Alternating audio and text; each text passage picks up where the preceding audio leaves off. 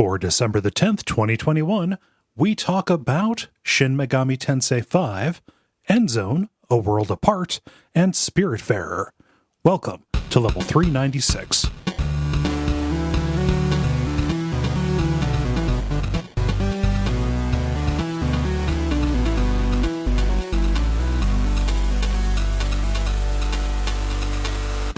My name is Kole Ross. I'm Dennis Furia. I'm Jala Prendes. And I'm Ben Merkel. And you are listening to The Level. It's a podcast for people who love video games. Welcome back, Jala. Thank you. Yeah. I've been very busy. Yeah. Well, what you been up to? Anything cool? Anything you want to talk about? I watched the Ghostbusters Afterlife movie, and it's a very nice movie, and I very much enjoyed it. So I would recommend, if you grew up with the original Ghostbusters movies, understand that this one is more like a drama than it is like a comedy action movie, but it's a very good movie, and I would recommend watching. Nice. Now the Ghostbusters, they're not ladies this time, are they? No, this is like the original. Well, it's not even the original cast. The original cast kind of pops in at the end, but this is Egon's grandchildren, because Harold Ramis, the guy who played Egon, passed away in 2014. Mm-hmm. So they could not do a new Ghostbusters movie with him, but his likeness is in the movie, and he does play a very, very important. He's the probably one of the most central, pivotal points of the entire movie. So anyway, it's worth watching. Yeah. No, I mean, the idea, ghosts, I'm fine. Magic boxes that can seal these spirits away. Okay, I'm rolling for this. But a lady using that box. I actually never did watch that one, just because the trailers for that one just didn't hit the right notes for me. Yeah, I am obviously making fun of people who took that way too seriously. Dennis, it sounded like you had an opinion. No, I was also making fun of people who took it too seriously. I gotcha. And harkening back to the, which was the original, like, Battlefield something or other, back when Battlefield games were good, remember? Right. And they were complaining that there were women in World War II or something like that. Oh, it was Battlefield 1, where it was like, yeah. No, just it's funny. No, it's actually fucking miserable. Sorry, I'm gonna pull up from that one. I'm glad you enjoyed that movie. Yeah, like I probably will go back and watch the one that I missed. But also, I did buy the Ghostbusters remastered version of the old video game, so I will be playing that. Oh yeah, nice. Switch at some point as well. But as I will be talking about, I'm in the middle of some other very involved games at the moment, so I don't know when I will play that one that I picked up and added to my backlog. How's everybody else? Well, no, I have a question, Jala. I need to know. What? Have you kept up with Stranger Things at all?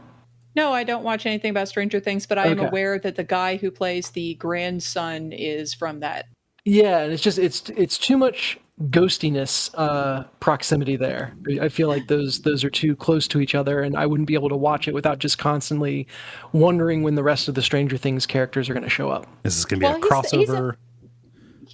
He's honestly not really the main character. The main character is Egon's granddaughter, Phoebe, who is baller as fuck. She's Egon 2.0. Cool. So I definitely enjoyed her. And also there's a character named Podcast who was Dave's absolute favorite character. And guess what he does? He does a podcast. Did you know? We're making it after all. Mainstream, baby. Yeah. If people heard Discord sounds during that, it's because we're using the backup recording, and it died. Yeah, our little recorder probably died, but it is too much work to bring it back, and it will probably disconnect anyway. So I apologize for that. Feed AI stages walkouts. Sure, our production level is like the same as Ghostbusters too, right? Oh man, Ben, how about you? What's up? I'm doing all right. I've had a busy week at work. I think it's finally will be done by the end of today, so I'll be happy with the rest of the week, and I think it'll be pretty chill from here on out. So. Nice. Yeah. Any plans for like active decompression? You got anything you're looking to do? I'll probably start running again because I haven't ran in like the past like 10 days or so. So Yay. that'll be a nice stress reliever. Not yay that you haven't run in 10 days. Yay that you're getting back to it. Yeah. Nice. But the flip side is I don't drink anything when I'm on call, so like the weight just stays the same. It balances out, you know. Nice. Dennis, how about you? Today was a red letter day. The day we record this is Barrett's first birthday. Oh my gosh, that went by very fast. Yeah. From my perspective, I don't know for you, but holy crap. That was a quick year we had. He is 1 year old now. Nice. And determined to anytime that you are not directly watching him, just dash. Or what's the right word for dashing while crawling? Crash. Crash. I want to say skitter, but no person should skitter. So that's a callback to a title. Determined to crash over to the staircase and start climbing it.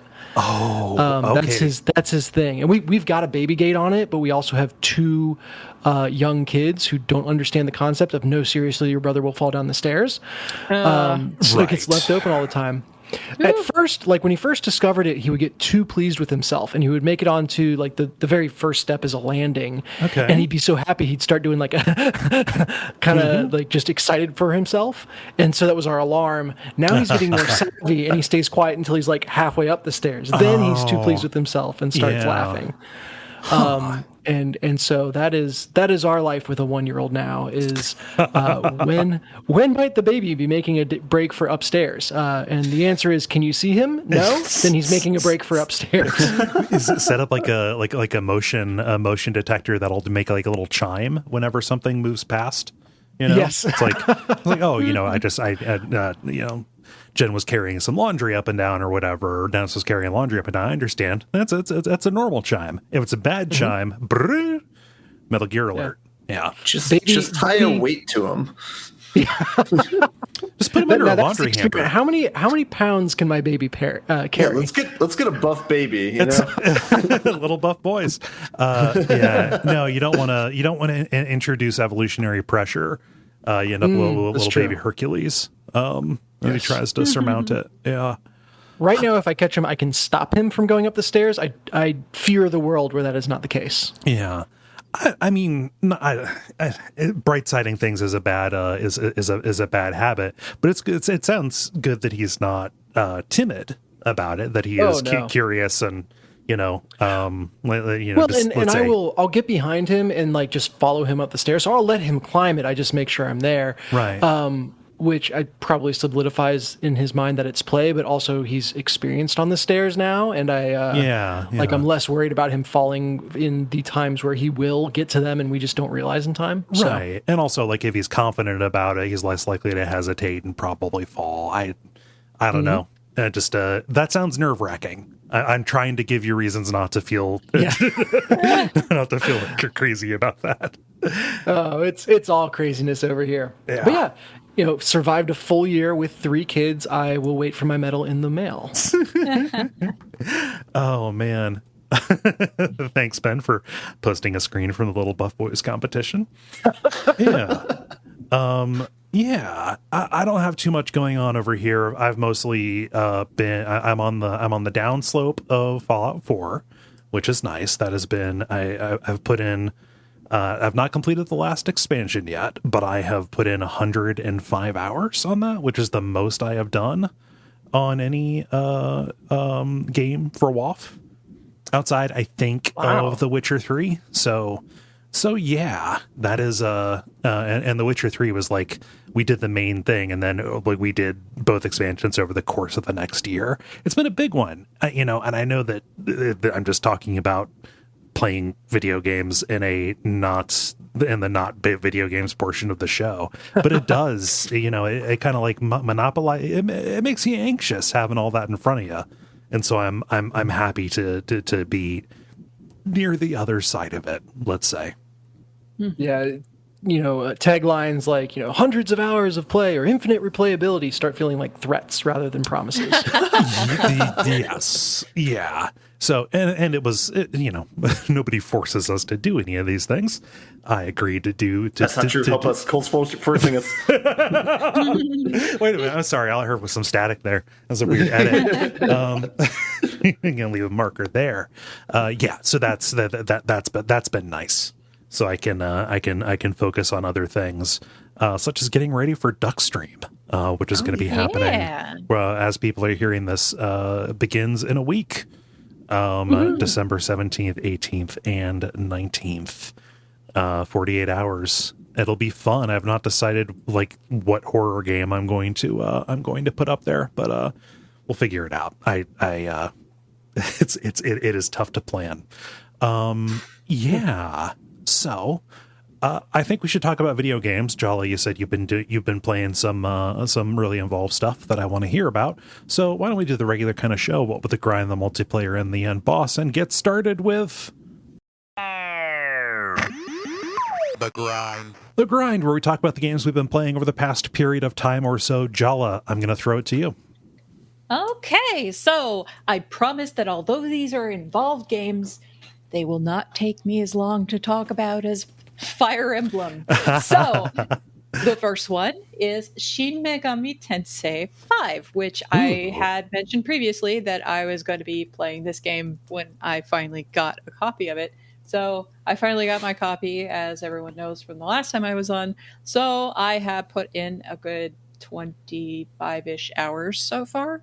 So it is a JRPG released November 12th, 2021, developed by Atlus in Unreal Engine 4, which was actually a first for Atlus.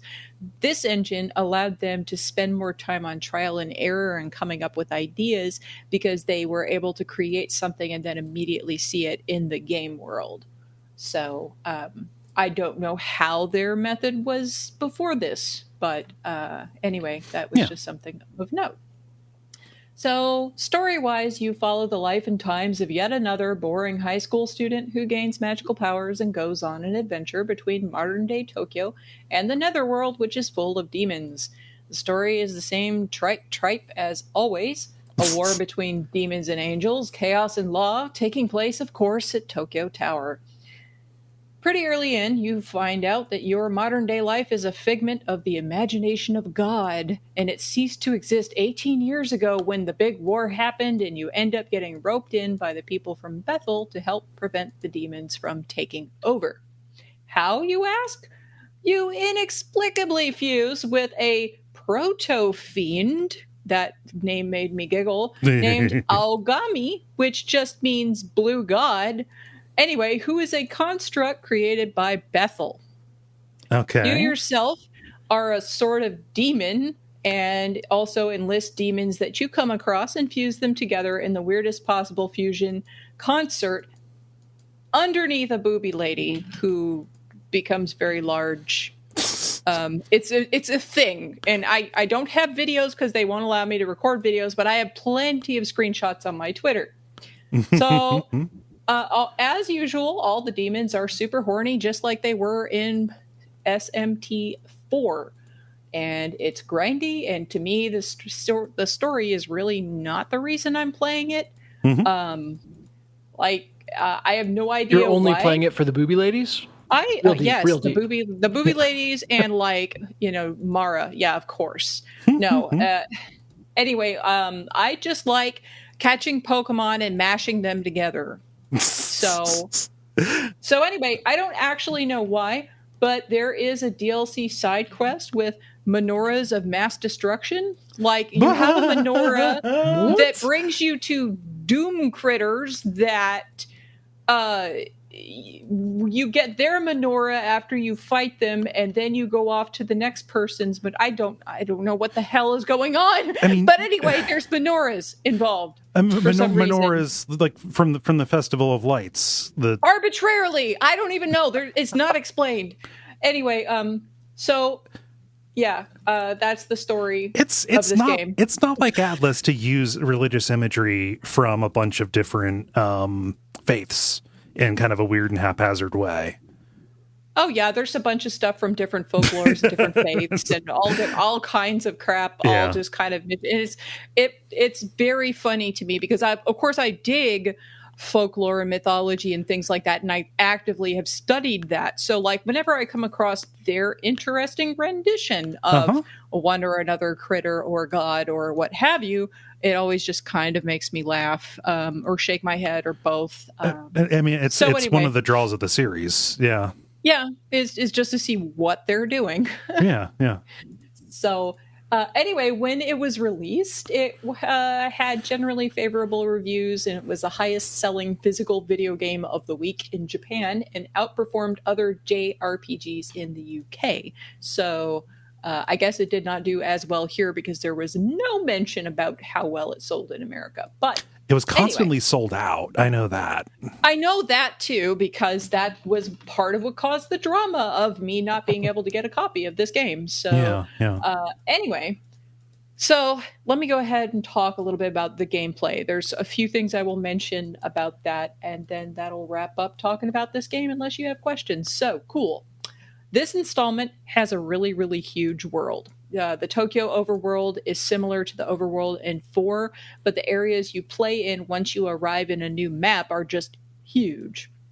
And there's a bunch of like dilapidated buildings, and you can jump up and run around a bunch of different floors and stuff in post-apocalyptic Tokyo in the Netherworld.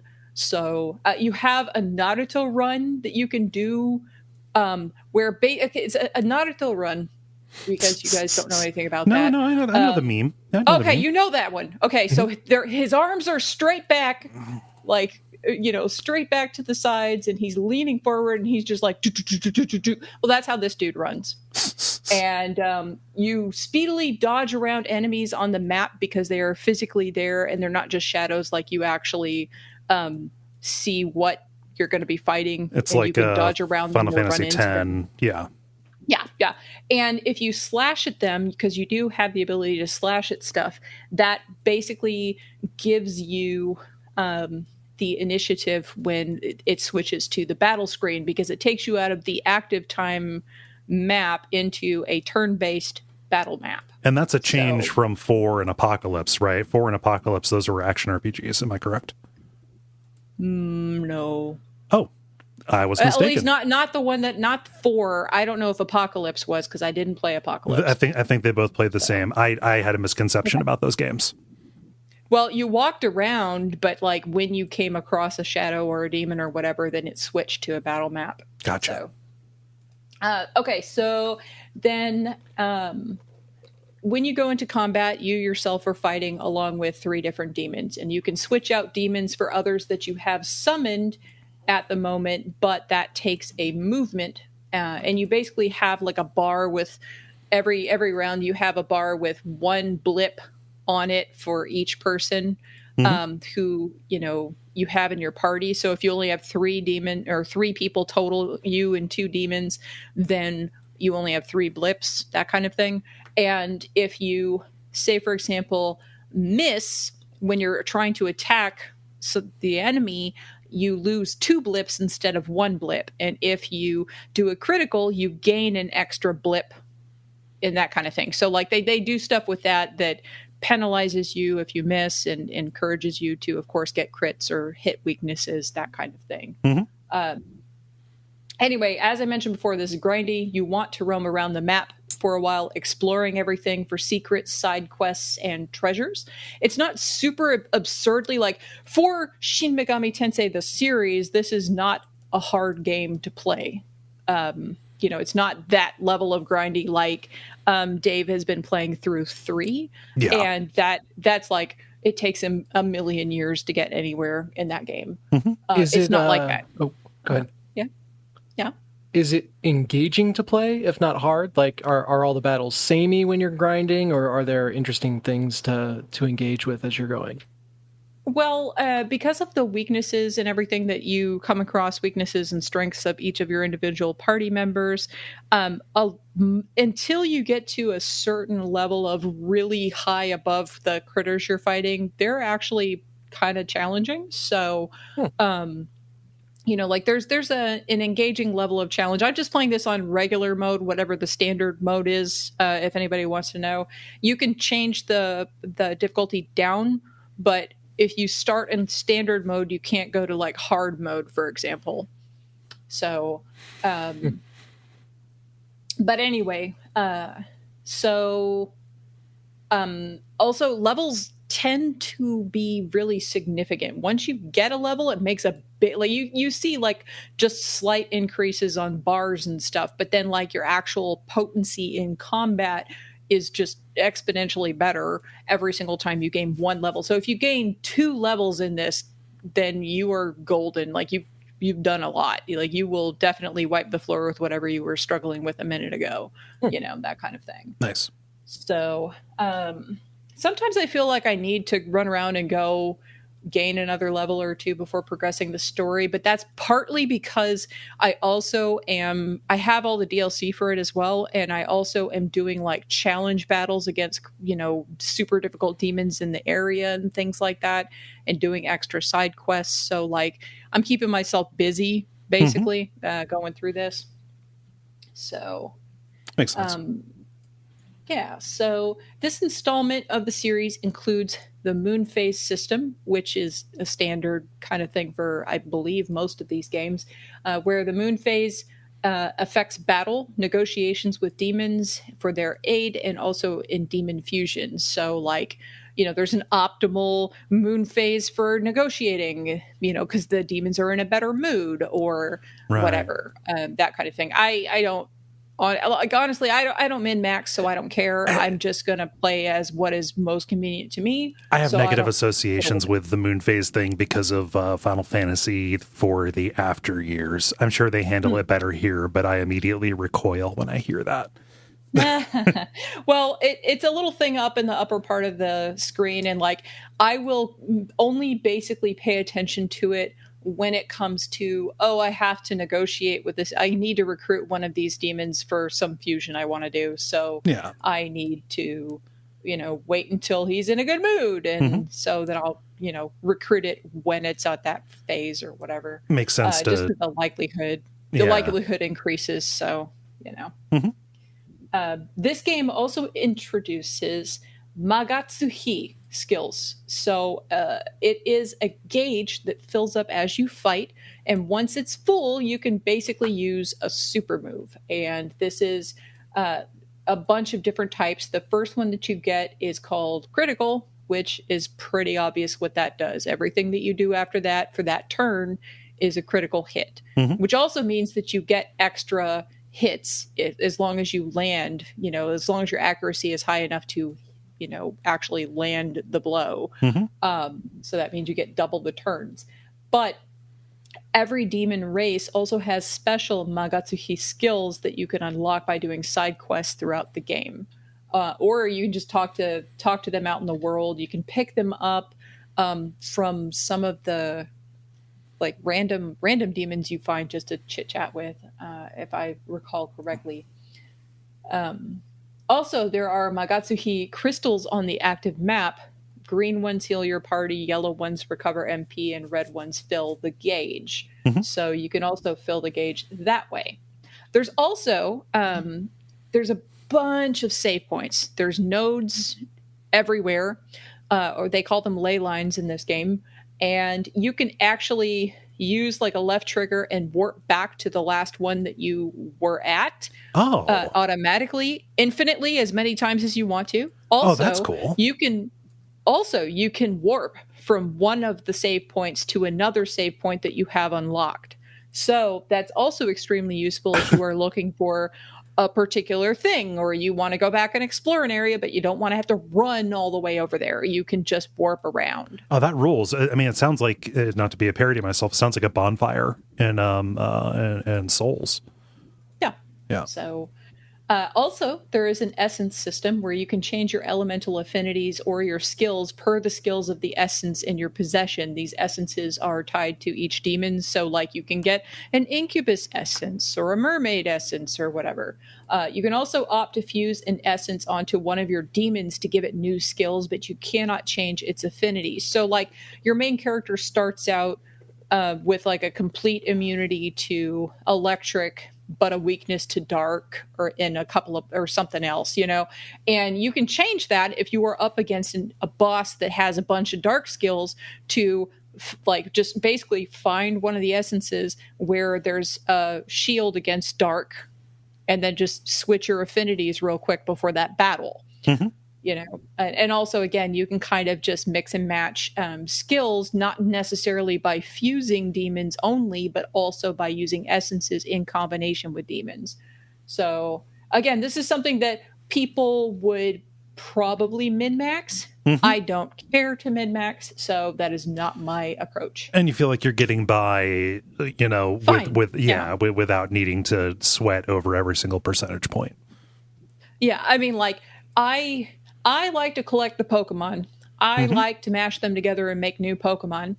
I don't care if that Pokemon is the optimal version of itself. Yeah. It's fine. I will roll with it. It's just going to get cannibalized and made into something else later. In like 5 levels, it doesn't matter. Nice. So anyway, you also have miracles, which are special abilities that you unlock using glory, which you accumulate by finding little creatures called Miman that are everywhere in the world as collectibles. Finding them also periodically causes the shopkeeper to reward you. And you can also get glory via special loot D20s that are floating around in the world. I call them D20. They look like D20s. Yeah. They're just like loot boxes, but they're glowing and they... Yeah. Anyway, miracles are things like unlocking more summoning slots, improving chances of a demon learning a new skill from a fusion, increasing the Magatsuki gauge when one or another thing happens during combat, increasing your protag's skill bonuses when they use certain types of attacks, that kind of thing. Mm-hmm. There's a new ailment called Mirage. Their Hama and Mudo, which are the light and dark skills, now deal regular damage with a chance of insta-kill to enemies that are weak to it. There's also skill potential, which is something that is supposedly like a spiritual successor to some mechanic they brought up in Apocalypse. It applies to the protagonist as well as the demons in this game. This potential influences the cost and the power of each type of skill. So demons have default potentials, but the protagonist is a blank slate and can kind of improve everything using miracle skills that you unlock using glory, which you get by collecting little people. Uh-huh. You can also use Sutra items to improve skill potential up to +9 for offensive and +5 for supportive skills. So, like, if you have a demon that you are fusing, and, like, say you are fusing a dark demon out of something that has light skills and then something else, then those light skills, they can still use them, but at, like, a -4 penalty or whatever, that kind of thing. Yeah. So that's how the negative side of that works. In the overworld, there are demon statues that will increase allied demons' levels. It cannot increase the protag's level, though. There's also things called abscesses that are obstacles on the map that blot out your vision. It turns it all pink and red. Gross. And it spawns a bunch of enemies that you have to destroy. And every time you destroy an abscess, you open up a new path, and you also get Magatsuki and access to new miracles that you can purchase for glory points. Mm-hmm. How Long to Beat puts this game, the main story, at 44 hours, with 61 hours for main plus side stuff and 114 hours for completionist. I am betting I'm going to be somewhere between 61 and 114, just because I like to explore, right, and I like to do side quests, probably more than I care about the main story. So that's where I am with this game. Nice. The end. Yeah. Any questions? I'm sorry you're disappointed by the main story, and I know that there's no. Maybe all of my assumptions are incorrect. There's no like connection between the SMT games other than like broad like themes and some like returning monsters, Jack Frost and whatnot, right? that I can tell, this has nothing to do with 4. Now, Okay. bear in mind, I have not played the entirety of the SMT series. I played 4, I played 5. That is all. Yeah. However, I've seen parts of 3, and, just like the whole overdone trope of like the law versus chaos and the good versus the evil and the angels versus the demons. I'm so over it. Like, Right. I don't give a crap. Whatever. And of course, every apocalypse has to happen in Tokyo at fucking Tokyo Tower, whatever. Everybody's going to Tokyo Tower. Yes, we are all going to Tokyo Tower. Where else is there to go? That's where the world's going to end. Yeah, for sure. That's where the world's going to end. So, I mean, like, but this one is more, I guess, if within my low tolerance for this subject matter, this is a better iteration of what the same themes and stuff. Like, I actively disliked characters and bits of 4. I do not actively dislike particularly anything in this game. I'm fine with it. I'm just sick of the subject matter. Which is funny because I'm actively going after playing these games. That's the whole premise of the fucking game. But again, it's the Pokemon. It's the Pokemon. That's what I'm here for. You're there for the designs and the variety. Yeah, no, I just the gameplay. The actual gameplay itself is really what I'm here for. I don't care about the story. I could care less about how you want to shoehorn in the young children in the high school into your organization. I don't care. Yeah. As it's not something not to paint with a broad brush, but like broadly, JRPGs tend to cater to people who like something familiar, at least in long-running series, right? There's experimental stuff going on, just like in any genre. But you're not going to play a Dragon Quest and be super satisfied if you're a big fan of that series if you fire it up and it is anything too much of a deviation from what you expect. Right? Yeah. Like I'm not knocking Shin Megami Tensei for being itself. Okay, let me clarify that. Why did they make a game about demons? Like I'm not mad at the game for being itself. Like I said, this is fine. It's just that's everybody plays games for different reasons and plays them in different ways. Yeah. The reason I am in this game is not for that element of the game, which is weird for me because normally if I can't tolerate the story or the characters, then I don't want to get anywhere near that game and I will get immediately angry at the game. Right. But this is one of those weird situations where I actually like the play enough that I prefer just like I could care less about the set dressing. Yeah. I just want to play the game. You can play it in wireframe. Yeah. Yeah. So, any other questions about this game before I move on to the other thing? What's your favorite? What's your favorite monster design that you've seen so far, or demon design? That's a good question. I don't know. I've kind of always liked the Ippon Datara look. So far that I've seen, like I have a Jack Frost, I have some other stuff. I'm about my character's level is 26, I want to say, something like that. I've got some demons that are a little bit over that, but I summoned them before they got to the higher level. So, gotcha. Yeah. So anyway, like I'm around level 26. So like that's only just so many demons that I've unlocked. Mm-hmm. I don't know. Like, I'd have to think about that. Nothing as stand out as the palm tree that was also a penis. I think was the one that you shared a while back when you were playing 4. Oh, I don't know. Like I lost my mind about so many of the designs. Of course, like the only one. Oh, there's what's his name? Well, Incubus, of course, because Incubus has like the big curving, it looks like a blade strap-on thing between Jimmy Lust from 7. Yeah So that kind of a deal. I don't know, like it's kind of like I cannot pronounce the name of it, but there is a Philippine, female demon from the Philippines that is, I think it's Manananggal or something like that. She's really like, for me, a part of my interest is which of these demons is the horniest. And I think she's currently the horniest demon possible.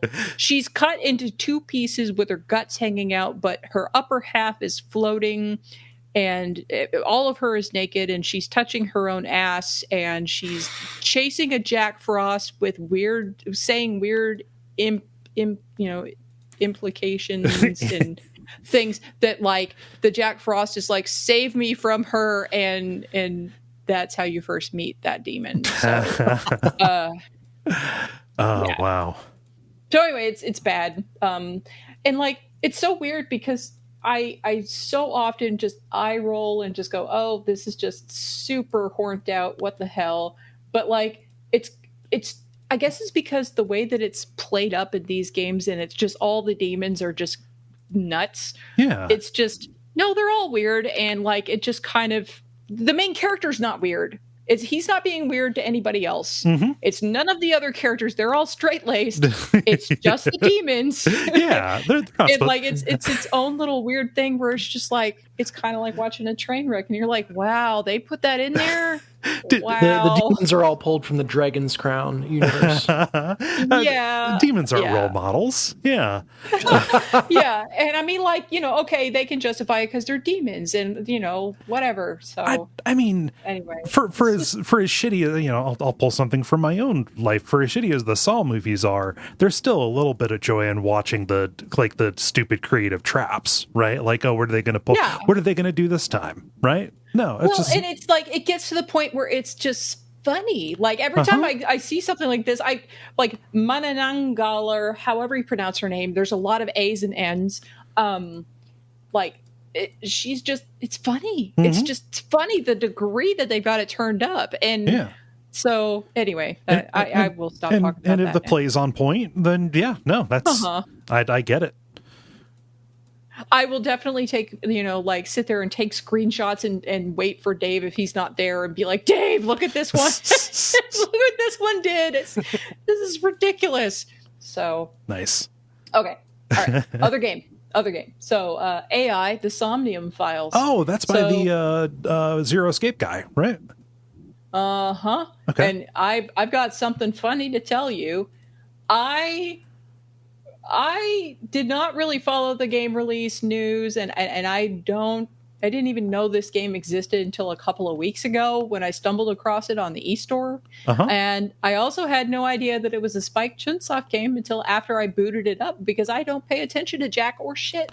So I was like, oh, that looks like an interesting game. It's something that I could play because I don't want to play Twitchy Metroid right now. And so I just want something that's not Shin Megami Tensei to play sometimes. Mm-hmm. So I was like, when I loaded it up, I was digging the cyber noir setting. I was 1,000% prepared in my soul for a gritty noir crime in like a near future kind of game. And then up crawls hello. I wrote Virtue's Last Reward. Would you be interested in this Wikipedia article that I found? So I'll talk about it. I'll put a pin in that right now. So, all right, from the top, Spike Chunsoft murder mystery adventure game, published in 2019, sequel coming out next year. Okay. Written and directed by the guy who wrote and directed Zero Escape series. Bear in mind, with Zero Escape, I liked 999. I was fine with Zero Time Dilemma. It's just VLR that I didn't really dig. Like, it just sent me over the edge. And it's mostly because the main character... Now, here's the problem. The main character in this game gives me real VLR vibes. Oh, no. And the main character in VLR, Sigma, I mean, horny, right? Like, just says inappropriate things, and just at the wrong time, like incongruously so. And people react to him doing that, and there's a reason why they react the way they do, but it is really drawn attention to. Yeah. So, yeah, like the first time you end up in the dream sequences, you're talking to the AI that is in your eye socket, eyeball. Okay. And she is your avatar in the dream world. And then he's like, so I can do whatever I want with you in here. And that's like one of the first things that you hear him talk. He's like, ew, gross. No, hey, dude, like, can you not? God. Yeah, like so that crap started up real early in the game. Okay. I'm gonna back up a little bit. I need to I'll rant about that. Okay, let me talk about the game aside from my impressions of it. Okay. There's Easter eggs in the game that indicate that it's set in the same universe as Danganronpa. Okay. The puzzles in the game are intentionally less difficult than the ones in the Zero Escape series. The writer and director said that he modeled it basically as a modern take on Hideo Kojima's Police Knots kind of puzzles. Okay. Other influences included Eve, The Silver Case, Life is Strange, Detroit Become Human, Heavy Rain, and The Walking Dead. Okay. So that's a bunch of reference points. So in the story, let me talk about that before I get mad. You play as Kaname Date, who is a cop in near future Tokyo working with ABIS, or Abyss is the way that they pronounce it, the Advanced Brain Investigation Squad. You are a sinker, someone who can enter dreams of a witness or a suspect and unlock subconscious memories and information to help crack cases when somebody is too traumatized to speak or physically in a coma, or maybe they just don't want to tell you, but we're going to take the information out of your head anyway. Okay. So that's the setup. Date conveniently lost all of his memories 6 years ago when he also lost his left eye. It was replaced with an AI eyeball, which is Iba. They transcribe it as Iba, but they're saying eyeball. Oh, so, yeah. Anyway, eyeball can communicate wordlessly with Date via an artificial nerve, and also gives him night vision, X-ray vision, and a zoom function. So this sounds like a pretty cool setup. Sounds like she Thief. can also she pops out of Date's head and kind of makes a gel body of a bear, and then walks around and talks to other people, including like your boss and stuff. Yes, a bear. Here, I will show you. There's a video. Or not a video. That's a video. That's just a screenshot for that one. Sorry. Yeah. There is a video. I think so. On my Twitter, you can scroll around and find it. So anyway, that's a thing. And as I mentioned, in the dream sections of the game, Date is replaced with a humanoid version of Eyeball who acts as the player's avatar. And they actually try to explain why. I didn't pay attention, but anyway, there's a reason.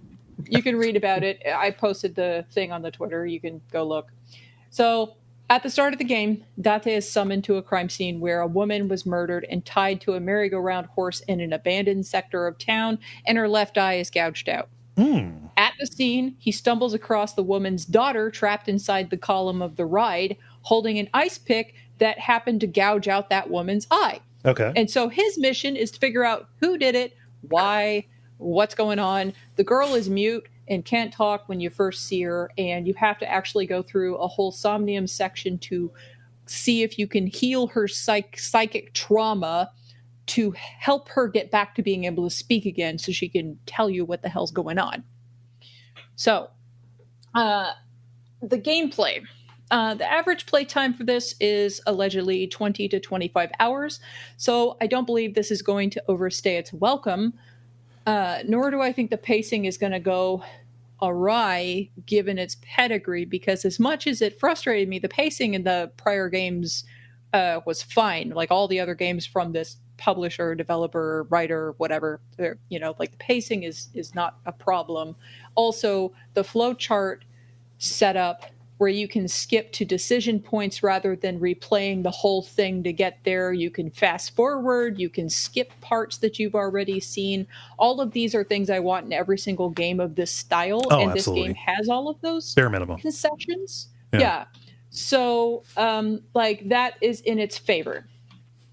So the gameplay is divided between investigation and somnium cycles, with branching paths leading to multiple endings. And of course, to get the true ending, you have to finish all of the other endings first. The investigation is really self-explanatory.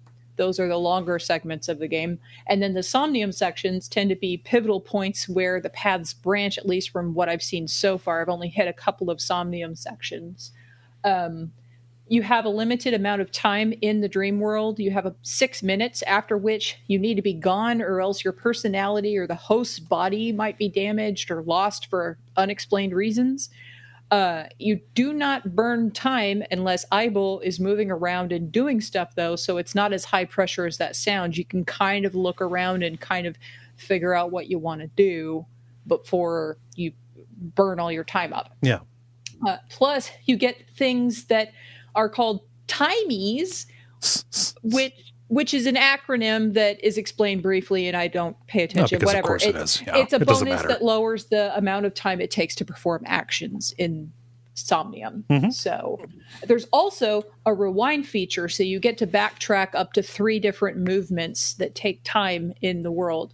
And if you fail the section without coming to one or another of the branching paths, you can just restart the Somnium segment without redoing any of the stuff that happened before it. And once you've played through a particular course of actions, there are green and white check marks next to those actions so you remember what you did the next time you go to play that. Oh, that's part. good. Yeah. So all of that is great. Like, those are all good concessions to gameplay that I think were solid decisions. So you have to interact with elements in the dream world in different ways, not always ways that make sense, in order to unlock clues. You use these clues to open mental locks, and those feel like they are lifted straight out of Ace Attorney, with only a few differences. And like I've linked, I've uploaded video of examples of like the puzzles and the mental locks. You can take a look at those. It's not real subtle. Yeah.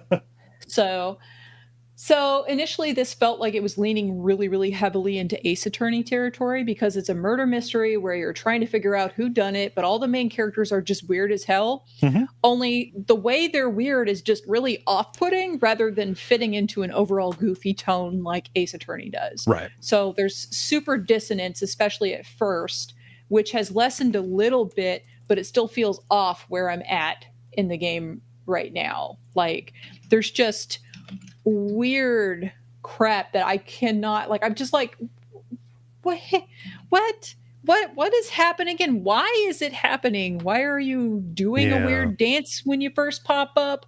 Why are you cheering like a goober? Like, what? The weird thing about Date is that he is really serious and everything in his physical presentation to everybody else in the world. Okay. But when he is inside his head / dream world, like if he's talking to Aiba directly, or if he's in, in Somnium with her or something, then he's just completely weird, like real weird. So anyway, I was having real trouble trying to get a handle on what this game was trying to do. And Dave's been watching me play, and the way that he described this is like watching Blade Runner, but somebody put Pee Wee Herman in there. And that is absolutely an apt description of how it feels to play the beginning of this game. Yeah. And if I recall correctly, that goofiness with the perviness were my biggest problems with Virtue's Last Reward, along with just how many false endings I had to sit through without as many quality of life concessions. Like, I had to be, replay a bunch of shit in that game. Yeah. So anyway, so it's triggering some of those VLR feels, but since the quality of life concessions exist in this game, the perviness is not as bad as VLR, at least not so far. Mm-hmm. I'm hoping that I will find this more palatable overall. Somewhere I'm between somewhere in the 5 to 10 hours of play range, and I have not gotten angry at it yet.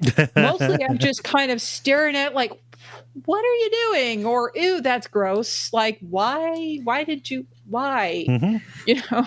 This is describing Spike Chunsoft games in general. Yes. Yeah.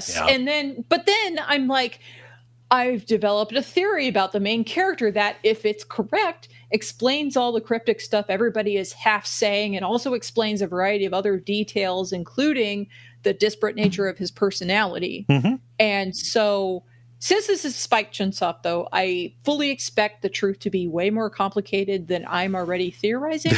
But like I had replied to Eric on Twitter about this. So if anybody wants to see my theory, it's like in a string off of one of the things I posted from this game. So recently, so that would be 12.5 or 12.6, one of those days.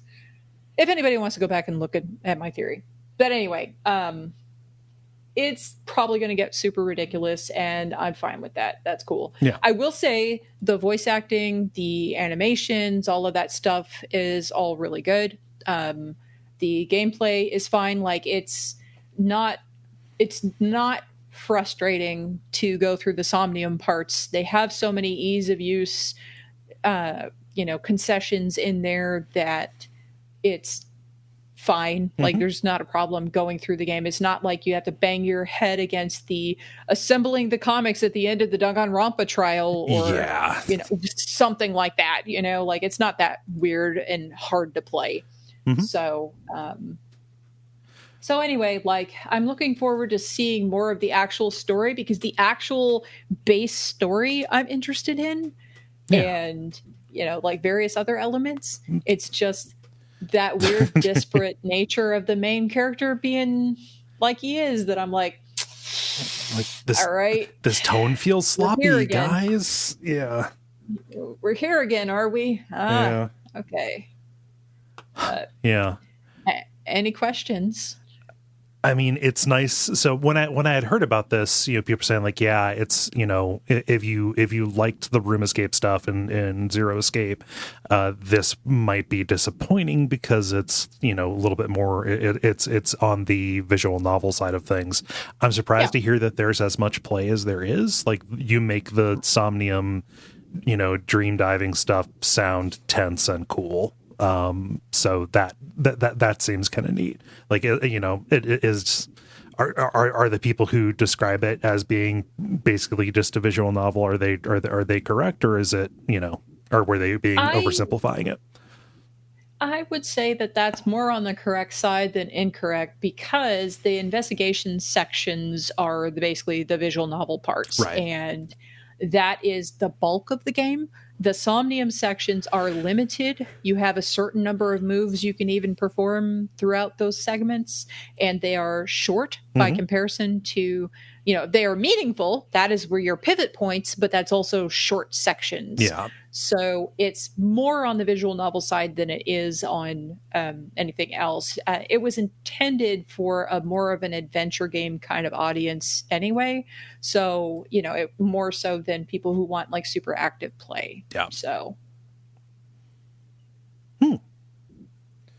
Yeah, I don't have any other questions about it. I'm happy to hear somebody who I know talk about it, because I know your reactions to the other stuff. That's kind of in the genre. Well, and then too, this is like, okay, it's a Spike Chunsoft title. Everyone grab onto something and hold on, because we don't know what she's going to say about this. Well, I mean, because it runs the gamut, right? Because I really, really enjoy parts of basically all of them. Even VLR, I liked stuff about it. That's why I was playing it. But like, I also got mad. I got mad. Right. So I had no tolerance, and like I don't know if my tolerance is just higher now, or like I already know what to expect to a certain degree. That was also a while ago. Yeah, a long time ago. So I mean, like, but the scars remain, Kole. I'm picturing your face when you saw the Spike Chunsoft logo come up. I was just like, oh God, oh man. I didn't even realize, but like, there's something about this company where they still make a good game, and I still ended up on the like side of all of their games, but like maybe hostilely, but I was there for all of them. I mean, it speaks well that you're curious about the mystery, Yeah.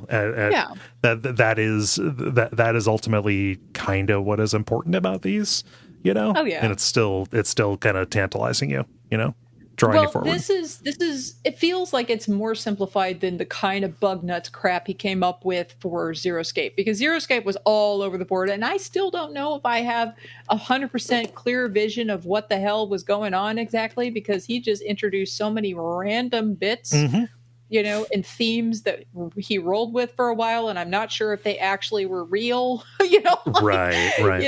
But this one is doesn't have that many layers, so it's a lot more simplified in a lot of ways. Nice. So cool. Yeah. The end. The ends. I've got one. It's new. Yay. I have been playing and also streamed a little bit of this. It is a strategy game. It is a survival city builder called Endzone: A World Apart.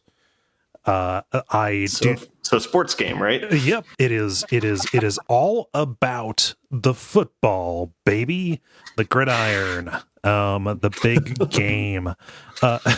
No, it is a German developer, so I'm not sure if they are aware of the meaning that Endzone has over here regarding football and stuff like that. But it is a game you play as somebody who is leading a colony trying to restart a civilization after a nuclear apocalypse. So this is a post-apocalyptic city builder kind of deal, where you are dealing with managing a growing population with dwindling supplies. And also, so the population soon becomes supplies. No, I mean, there is no decree that I've seen so far where you can turn population into supplies. But you got what I was going towards. I was going to say there's a weather system where you really need to prepare for inclement events coming down. It feels very similar to Frostpunk, down. Yeah. Fallout Punk. Yeah. And it's good. I really am enjoying it. Obviously this is a game that scratches a particular kind of itch for me. But it is really satisfying to play this. And I've had fun, on stream kind of talking through the decision-making process and planning a few moves ahead. And kind of thinking of, anticipating bottlenecks and where things are going to pop up, so you're doing all the usual stuff. You have to plant, you're dealing with water. You've got to find food. You need to get, wood and scrap, and then scrap can be converted into all kinds of like subsidiary resources. So like plastic, metal, and those can be fortified into a whole bunch of different things, all kinds of supply chains and things like that. And then I already mentioned food, but those are your big things. And you design your workforce by allocating people to particular jobs. There are a huge number of moving parts in this. Feels like an order of magnitude more complex than Frostpunk, which I don't think is completely to its benefit. Yeah, it looks super daunting from what I saw with this. It's like, dozens of buildings you can build. That looks scary. It's a bunch, yeah.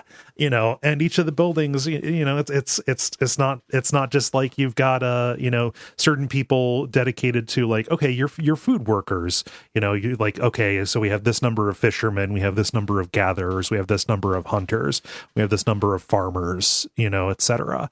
But when you allocate people for a certain job, they're going to go and work that. And like the big inclement weather thing. So in Frostpunk, it's the blizzards, right? That changes because you're managing the heat level, right? If the heat goes down low, people start dying, and you have to prepare and stock up because people can't work outside. Here, the big thing is not really radiation, although that factors in. The big thing is droughts, actually. So you're not getting like rad storms or whatever like you get in Fallout, but like you get a season or two of drought, and all of a sudden you're drawing down on your water, and maybe you're pulling from polluted water sources. You're not growing food at this point, and if you're relying on fishing for food, then all of a sudden that is literally dried up, etc. So like you need to anticipate these things coming down and have enough of a buffer so that you can go into survival mode when those things come up. And like you can research like down the tech tree to build weather stations to increase your forecasting, to see when these are going to come to help your planning. And then after the droughts, occasionally there will be sandstorms, which whip up and do damage to your buildings. So you gotta have building workforce ready, not only to clear the radiation but to repair everything. So it's all like exercises in planning and making sure that your reach doesn't that your reach doesn't exceed your grasp. There we go. I always get that backwards. The ant and the grasshopper, the game. Kinda, yeah. And it makes a big point and says, you really don't want to have your population grow too fast. And it's like, oh, but I keep on hitting a ceiling with workers, like if only I had like 4 or 5 more people. And it's like, no, do not build any more cabins, because if those people start fucking, we're all done for. That can't be a title. It's the first promotion in Papers, Please, just as the eternal conundrum. I mean, kinda, but like, I mean, it diversifies for like housing. So there's general like shelters which can house a bunch of people, but there's no privacy, so no people are made. And you've got cabins, privacy, houses with privacy. The more of those you have, the more your population will grow. And when a new person is born, people stay kids, and they can't work again, because this is not playing in the same it's not playing in the same space as Frostpunk entirely, so you can't do child labor. Instead, that is a time where like different new generations can be more educated because you can research school and stuff. And they become, and depending on what you research in your school, they can come out better at particular tasks, right? But they're still a resource draw when they're young. So if you get this immediate boom, you're dealing with just a huge drain, So that is the case where if you are running like the grasshopper, or I guess more appropriately like the hare, and reproducing like crazy, then you're gonna have some issues. But trying to think of what else.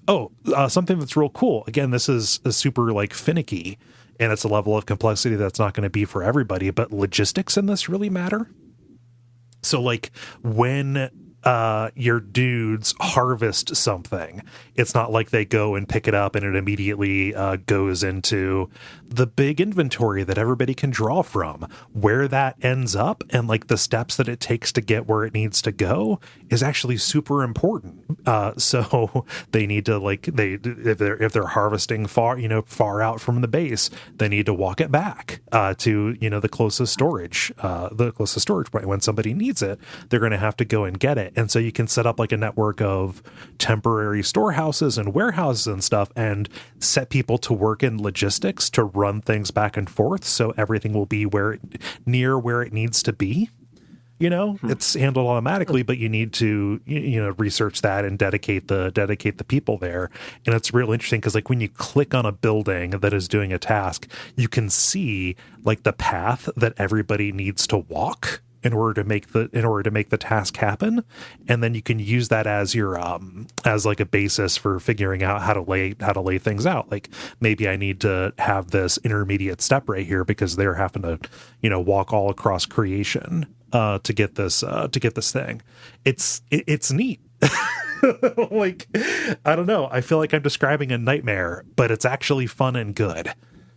God help me enjoy one thing as much as Kole enjoys optimization. Difficulty. Perhaps. Yeah, I don't know. Like there's some charming like Eurojank to this. Like the localization isn't entirely good, and it's there's some weird like clanging stuff. So I'm playing it with the expansion here. Just like about 2 months ago, they released it's like the Prosperity expansion or something like that, which is like, okay, you move beyond just surviving. You can start building like comfortable things. Like you can start making a pub and researching creature comforts and stuff, which is a real neat way for it to go. But it's like, as part of that, you look at the tech tree and then you see, down at the far end, like, oh, you can grow pot, which is weird, but it makes sense because, if you're, as opposed to eventually you're going to run out of scrap to harvest cloth from, right? To refine cloth from. So you're going to grow hemp. And as a part of getting hemp, hemp is the male plant and cannabis is the female plant, I believe. And you're going to have that. And if you're going to make alcohol, you might as well have pot too. And, oh, look, somebody's going to grow it. You might as well grow it and tax it, right? I think ideologically I would be opposed to a prohibition against pot, especially. I mean, the stuff's hard. Let them get high. Come on. So like there's some stuff that's kind of like, okay, didn't expect that, but I can deal with it. It's ultimately just another thing to manage because it changes contentedness, and contentedness changes their efficiency as they're working, and makes them better fits for the jobs that they're in and stuff like that, and makes them more likely to reproduce. They move faster. All these things are taken into consideration. So like, yeah, I would want to let them do whatever they needed to be happy, right? Mm-hmm. Yeah. I don't know. I feel like I just kind of spouted off about this city builder. It's real good. And true to form, like with any of these, I'm finding myself needing to fight the urge to play it when I know I have other things that I need to play. Any questions? Sign of a good game right there. Yeah. Any questions about Endzone? Let me know when you discover how to build cocaine. Make cocaine? I haven't seen cocaine. I have not seen cocaine. I think you grow the coca leaves and then you refine it into cocaine. There you go. Yeah, and then you cut it for distribution, etc. But I've not seen cocaine on the tech tree. I don't think you're dealing with that. Mistake. It unlocks when you discover New York. Oh man, that's all I've got. I mean, I've done a smattering of other things, but nothing in depth like that. So cool. Yeah. Dennis, how about you? Yeah, I've just got a little one. So we try to do like one-on-one time with the kids, and we'll do a quote unquote date with them. So it was my turn to do that with Luke, and we went out to a restaurant. He's decided he likes Red Lobster. Okay. I don't know why. Awesome. Biscuits. Come on, man. Cheddar biscuits are there, yeah. And then he gets mac and cheese, and I feel defeated for going to a seafood restaurant for mac and cheese. But at least get the lobster mac and cheese. Anyway. But they've got those little like auto pay consoles at the table that are just have a little video screen and are constantly showing ads for basically you pay $5 to play a round of match 3 crap, right? Right.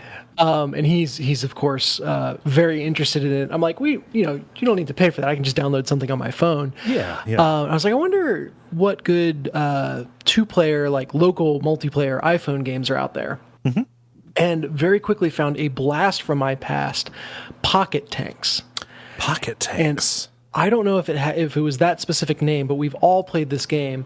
It's 2 little tanks on deformable, randomly generated terrain. You pick the angle and the power, and just take turns lobbing shots at each other. And every shot will either hit the tank or blast apart the terrain in a way that might move the tank. This is that something familiar? Yeah, it's like Worms. Side view, you're setting the trajectory.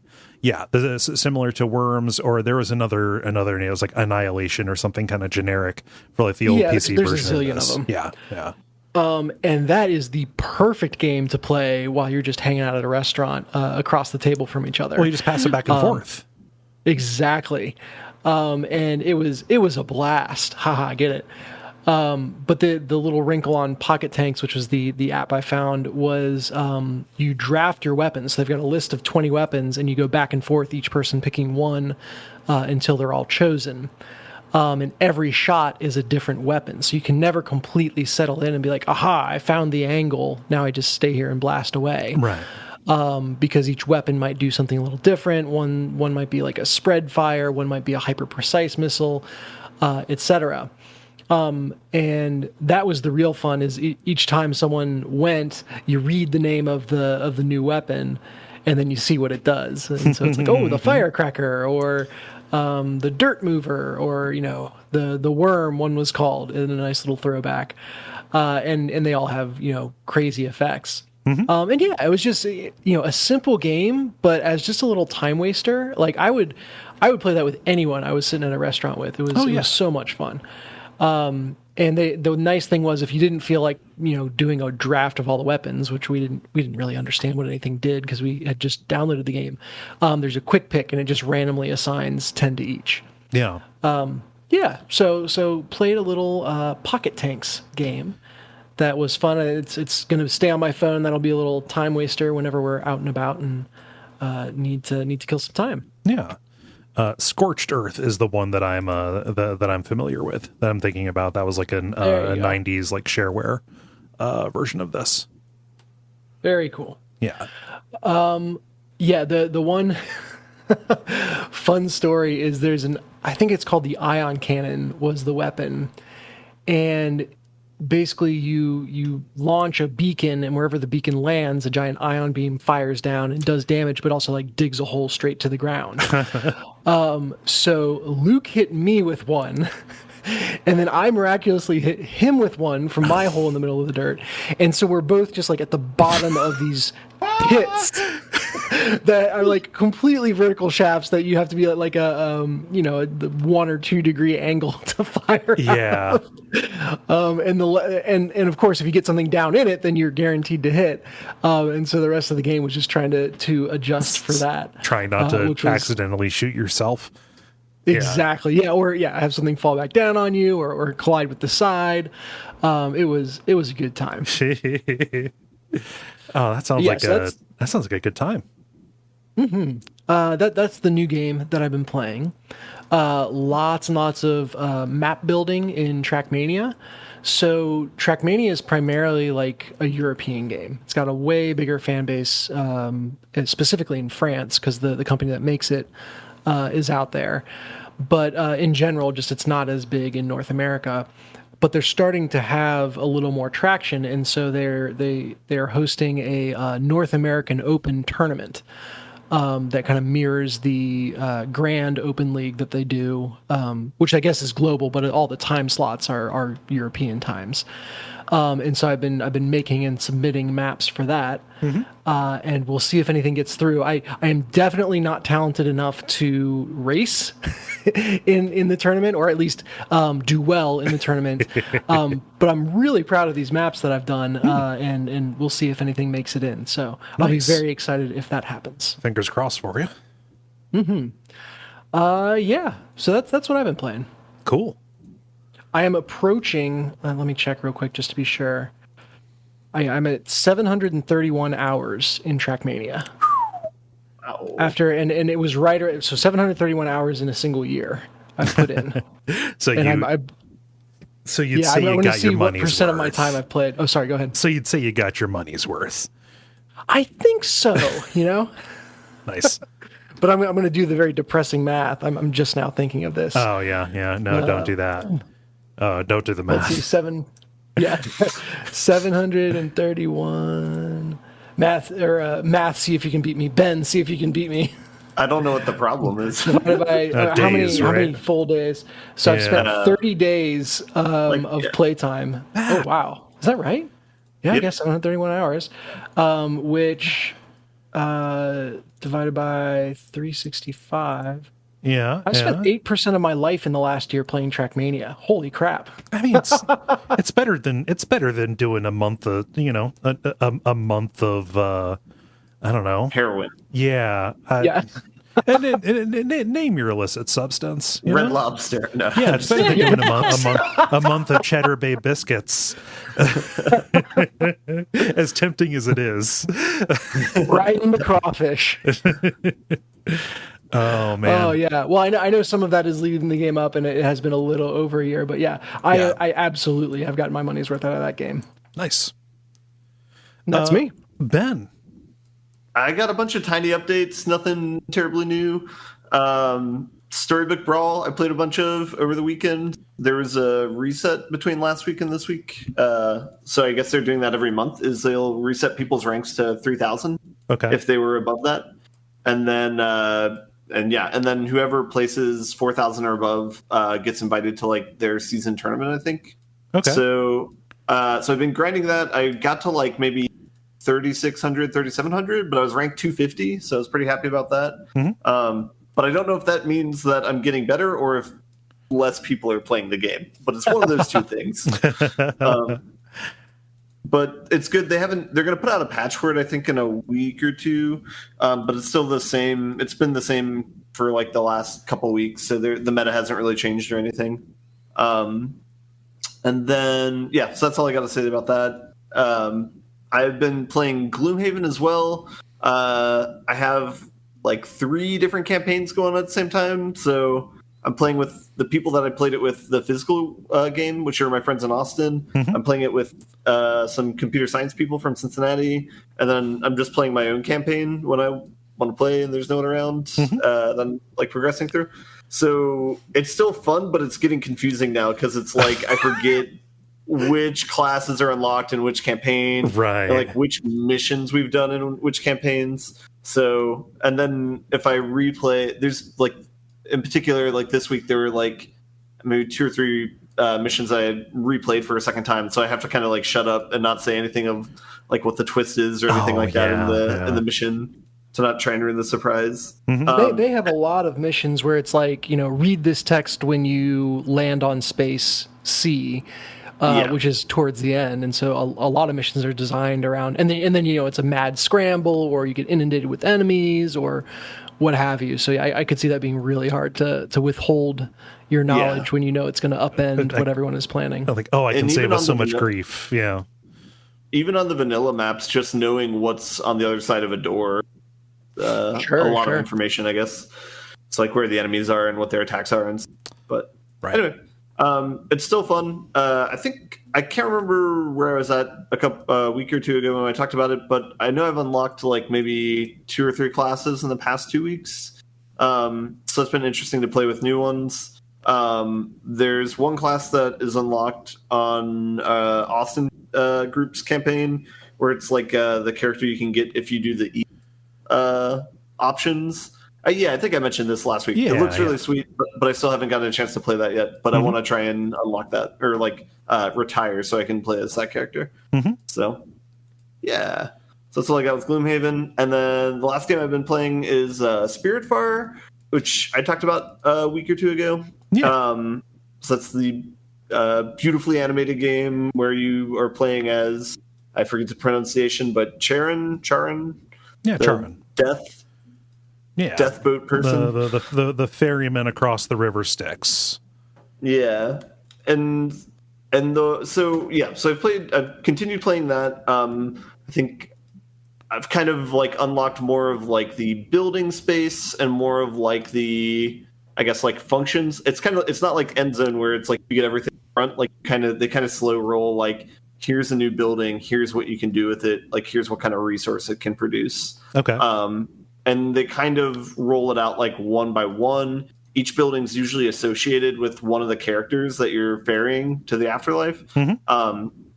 And they'll usually be passionate about whatever it is. So like one example is there's like a building that's like a loom. And so one of the characters will show you like how to make like thread out of something that's not thread, and then how to make linen out of that eventually. It's like the buildings will have like kind of like an upgrade to it as well. You can like pay to upgrade the buildings so they can do more advanced things. So I've kind of unlocked some of that stuff. I think I have like maybe 6 characters on my boat somewhere in that neighborhood. I'm not sure how many total there are. And I finally this last week took my first character to the afterlife, and they like passed on. Okay. And that's kind of like the selling point of the game, where it's like it's supposed to be these kind of like emotional like parting of ways, and it hit a really good emotional note. The one part that was funny is like it like lingers on this scene where it like it pans up to like a star constellation. You see a constellation representing the character, and it's like very moody, and like you feel it, and then it flashes press E, like on the bottom of the screen. It's like, oh yeah, that's right. I'm playing a game. Okay, right. Sure, yeah. Yeah, the game's just kind of like not to interrupt you here, but yeah. So there's some anyway, but it's still a charming game. A few of the mechanics could be a little bit improved. You're doing like a lot of like doubling back on the map. So basically, there's like a map room that you have on your ship where you can go, and it gives you like a 2D map of the world that you're on, and it has like a fog of war effect, and there's kind of barriers that you can overcome if you upgrade your ship correctly. But on the given like space that you've unlocked in the given like kind of locations, you can see like what's on each of the islands, and to their credit, like as resources refresh on the islands, it's shown on the map, so it kind of makes it easy to like, okay, I need like iron ore, I'm going to go back to this place because they have it now, that sort of thing. But sometimes there's like a lot of back and forth. Like to upgrade your ship, you have to go to one specific spot. If you wanted to get like a sheep or something, or one particular resource, you might have to go on the other end of the map. And so sometimes it's a little bit annoying because you have a lot of dead time where you're just on your ship, and it kind of shows like a progress meter of like how long it's taking. There are some cool effects with that where if you're passing by different landmarks, like you're not heading there, but you're just like on a line traveling to a different one and you're passing near something, it'll render it in the background, like with kind of like an appropriate distance of how far away you are from it. So it feels like a nice, like kind of like fully formed like world, or it's like it doesn't feel like a completely empty space or anything. But the fact that you're doubling back so much kind of gets a little bit annoying at times if you don't have any other like chores to do. So yeah. When you send somebody on to the other side, does the building that is associated with them, like, does that go away, or does it gain like a permanent buff? Like, how do they handle that? Yeah, so they have a couple buildings associated. They have like a room or that produces some sort of resource. That stays how it is. There's not really any change to that. But then they have like, you can build like personal rooms for all their characters, and you can even upgrade those. So it's kind of like Sim style, where it's like you can put a dresser here, you can put a carpet here, you can put a picture here, like that sort of thing. It's usually minimal. It's like 3 different upgrades per building. But that's left there. You don't like deconstruct it or anything, and I think that it's kind of like a more or less like a shrine is there as far as like a remembrance for them, if you walk into it. So it's kind of, I don't know, looks like a nice way to, that's all it is. I don't think you can deconstruct it. I would have to look to see if I would do that.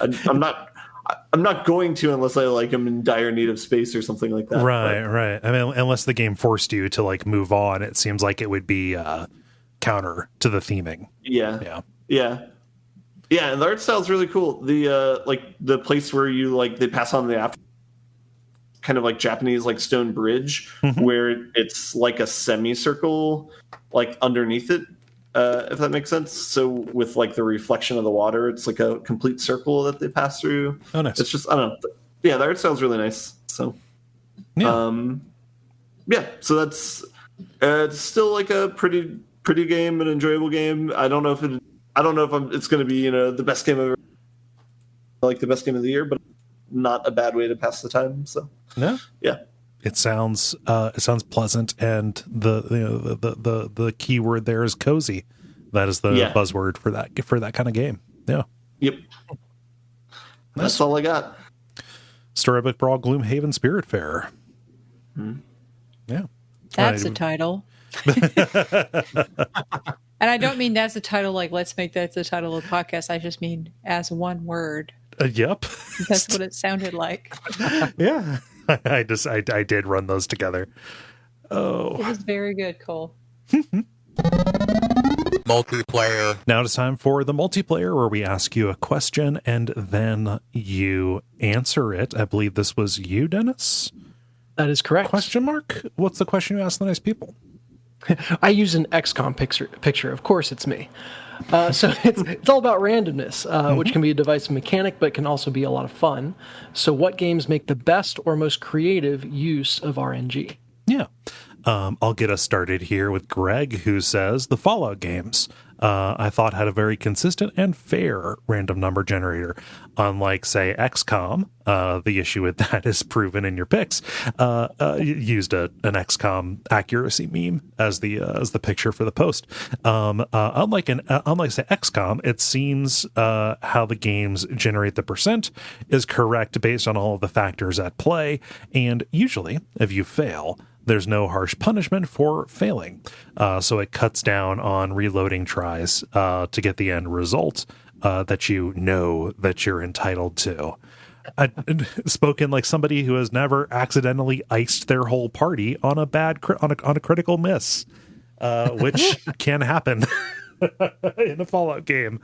If Greg is speaking of the earlier tactical Fallout games. Yeah. Although to me anyway, it felt like there were less instances of like, okay, that just feel like that percentage should not be there. Like there's definitely the moments of like, oh, I should have hit that and I didn't. But less instances where you feel like the assigned percentage chance doesn't match up with at least what you feel like it would be in that actual situation. Yeah. Yeah. Let's see. Jala, what does Jeremy say? Says, I think a game like Diablo or Minecraft does a really good job at random generating the dungeon or world. Always fun finding a new building or a mine shaft when you are exploring or mining. It keeps the game exciting. Yeah. It's always fun when you're digging into a big mountain and you break through into a whole network of like a stronghold. Or an actual like mine shaft, although those do come with spiders that'll mess you up. Anyway, that is so impressive to be able to do RNG for an entire world. Like any of those randomly generated world games, just for the most part, the level of cool stuff that they can get in while still having it created by an algorithm is amazing. Yeah. No, it's and that the fact that the generation has kind of only gotten better, I mean, I haven't played Minecraft in several years now, but even over the time that I was, dipping into and out of it, it would, the randomization, it felt less glitchy and disjointed. Biomes made just a little bit more sense. Yeah. Ironically, by making it slightly less random. Yeah, I mean, that's the good thing, right? You know what? There is a reverse uncanny valley for randomness. Yeah. No, Go on. So that actually random is actually not fun. You need just that little bit of curated to really spike the fun and get the most out of it, and then it kind of falls off as things get less and less random. Yeah. Yeah, no, it is definitely it is a fine science, and also how random it is versus how random you are consciously led to believe. Sure, yes, yeah. Oh, absolutely, yeah. Ben, what does Alex say? Alex says Zero Time Dilemma had RNG plot, and I thought that was pretty cool. Had RNG built into the plot. Yeah, it just you kind of cut out there, and rather than having you do it again. Yeah, no, I forget. Jala, you played Zero Time Dilemma more recently than me. I've blotted it out of my brain. Yeah. No, I honestly don't remember. I was trying to actually think about it, but I it could be that you basically have to choose your doors at random to start, right? Like the sequence you see things in is pretty. Actually, I don't remember well enough to say if that was the case or not. That's my guess at where it is. It's been a minute since any of us have played it. Yeah, so I don't those games concern themselves with multiverse stuff, which almost always plays into probability. So that likely is what Alex is saying by it factoring into the plot. Yeah. Jala, what does David say? David says, which Pokemon shows up in random battles is a pretty cool use of RNG. I know it's not that different from other JRPG random battles, but the fact that you're trying to catch them makes it an awesome surprise when a cool one pops up. Yeah. Especially if you're in a new area. Makes sense to me. Yeah. Dennis, what does the other David say? The other David says, not a good use, but the one time RNG went my way, the original Destiny, in the weeks before taking King, I lucked into a hand cannon where one of the first 3 shots were auto crits, and the final shot was an auto crit. It had 5 rounds. I'm not much of an online gamer, but this thing had me running around the Crucible looking like John Wick. Yes, I can't remember the name, but I do remember the 5-round burst rifle this is a hand cannon. Huh. I remember reading about 5-round bursts being OP, so. Yeah. Let's see. I'll read one here. Alexander writes, my favorite RNG gaming story comes from Metal Gear Solid 3 Snake Eater. I was in the Russian facility, and I got made by a guard. They were chasing me, and I ran into a wood-paneled conference room. Crap, no way out. Okay, let's just try it. I equip the wood grain face paint and camo and press up against the wood wall. 95% camo index. Guards run in, are completely mystified that the room is totally empty, patrol around a bit. Guards run back out, and I'm like, I cannot believe that actually worked. That's fantastic. That's super like Life of Brian, Monty Python's Life of Brian. All the Roman soldiers run in, and then they can't find anybody. We found a spoon, sir. Like, okay. God. that is the positive side of the Hideo Kojima game kind of thing, where it's like, that like nobody else would have taken that small mechanical detail into account. But the fact that it is there, it makes that perfect story. I mean, that probably, I don't want to speak for Alex, but like probably raises their estimation of the entire game. Sure. Oh yeah. Like once that works once, you're looking for it to work again constantly. Yeah. I think fondly of Metal Gear Solid 5, not just because it's a really good game, but because I failed at doing a non-lethal approach to a mission because I used a tranquilizer on a guy, and he fell asleep immediately and fell over, and $1 Million babied himself on a post, and that caused him to die. So, yeah. That's not a random number generator, but that is the Kojima stuff. And let's see here. Ben, what does Skylar say? Round us out. Skylar says, Gear's not here to say it, so I will. The Binding of Isaac, which has probably collected twice as many hours as every other game combined. Roguelikes as a genre make RNG a staple, where learning the game well enough to ride the waves of powerful items or be able to draw through bad situations is an insanely satisfying accomplishment. Whether it's Isaac, Gungeon, or Darkest Dungeon, a well-tuned roguelike is like a roulette machine you can't stop playing. Yeah. And I'll just do mine real quick because they mentioned the probably the most random thing that I've played recently, Darkest Dungeon. What I enjoy with that is the way that they handle death and the way that they handle the major afflictions that you get. So if you max out your sanity meter, you have a chance to go to either get this affliction, which is a really big deal. Gets in the way, makes you lose turns and stuff like that. But there's a very small chance that instead you will become virtuous, and the stress will actually make you like super effective. And the fact that this thing that you're trying to control against, you don't want to max out your stress, you don't want to get the affliction, and you're just waiting. You see, okay, max it out, hold your breath, and then when it becomes virtuous at a time when it is really, really decisive, That is So an incredibly good, that is, yes, it is, random because it's kind of a coin flip. I know it's more complicated than that, but it's all in the presentation. Same thing with the way they handle death. If you are, bottomed out on health, every hit that you take has a certain chance to kill you. Running out of health doesn't automatically, kill you.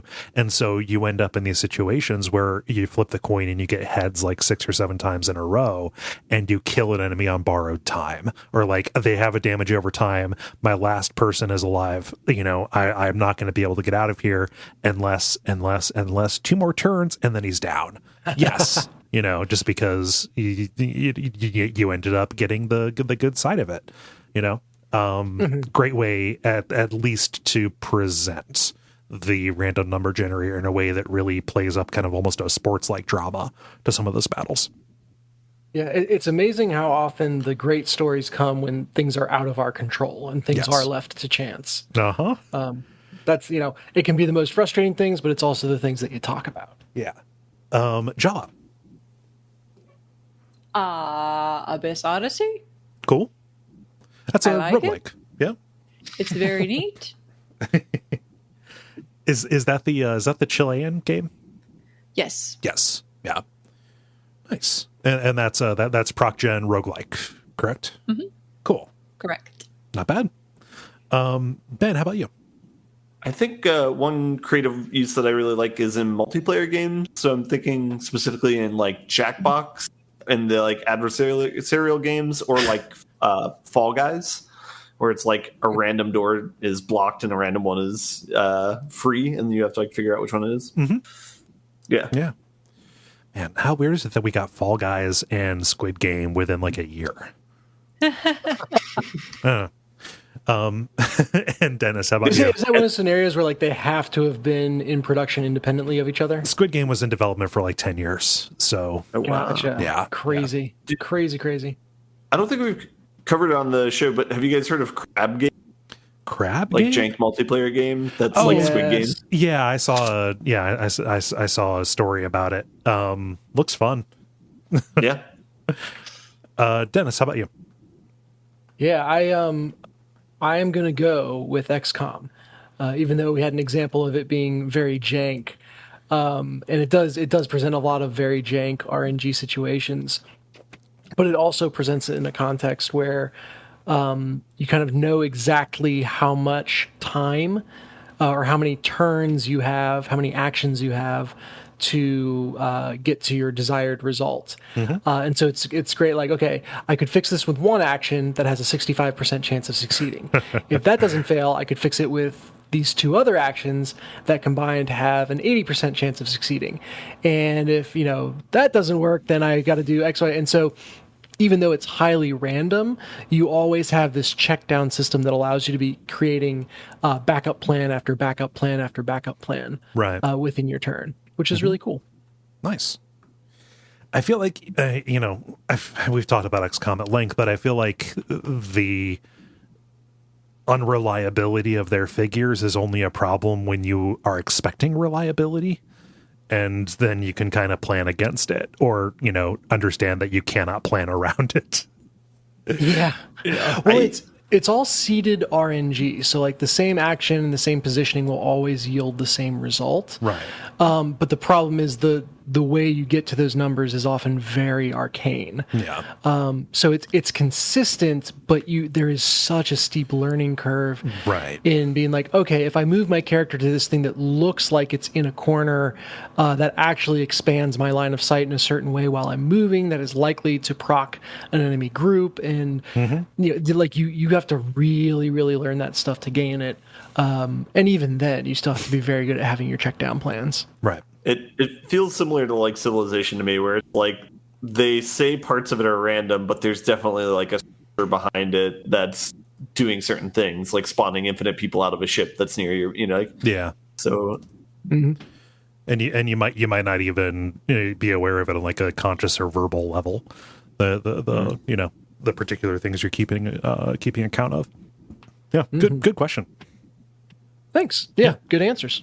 Yeah, I could have sworn Jala would have done this one because of SMT. because of Shin Megami Tensei and the Pokemon appeal. No, and I didn't want to pick that one. Oh.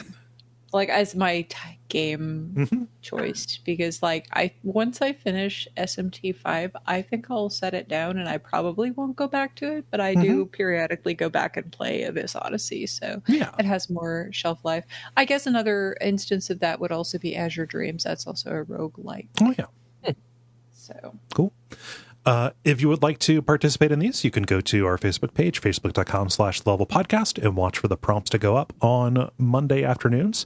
Thanks, Dennis, for putting this one up this week. And thank you, everybody, for responding. The end boss. Now it is time for the end boss, where we're talking about things that are happening in the world of video games.